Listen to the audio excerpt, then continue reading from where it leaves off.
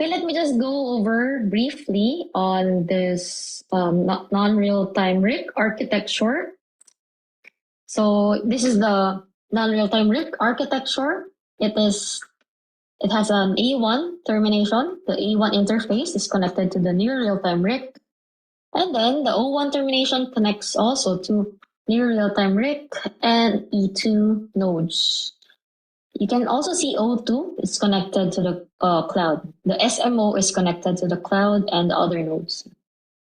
In the non-real-time RIC, there are a lot more information like this inherent functionality. The R apps are connected to the non-real-time RIC via R1. The R apps may be different across different vendors, different mobile network operators. There are even external sources here. If there's a need to communicate externally to another resource. Okay.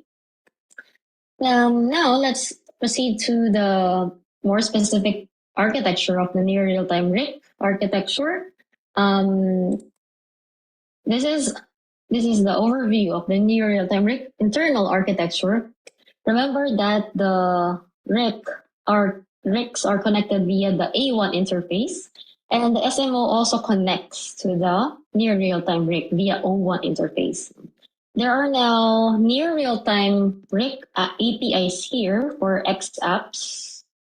Again, X apps are for radio resource management or any specific network slicing scheduling functions.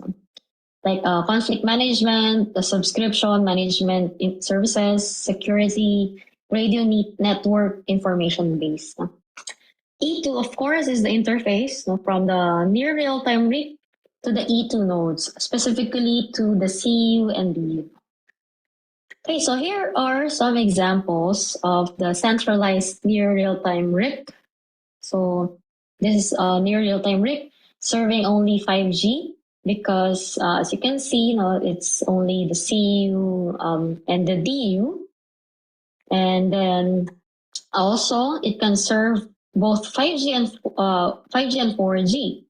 You can see ORAN eNode B. eNode B is for 4G base stations.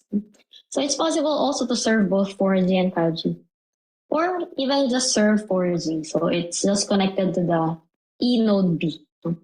It is there's a prefix O because the assumption is that the interfaces, the hardware are all open and non-proprietary. Okay, so this is the centralized near real-time RIC. And then another way is distributed near real-time RIC, wherein there is a collection of near real-time RIC that can handle various components. Okay, so one physical near real-time RIC may consist of one or more logical near real-time RICs. They have one big block of physical hardware, but they are logically different. So they may connect to the non-real-time RIC at different A1 interfaces. Okay.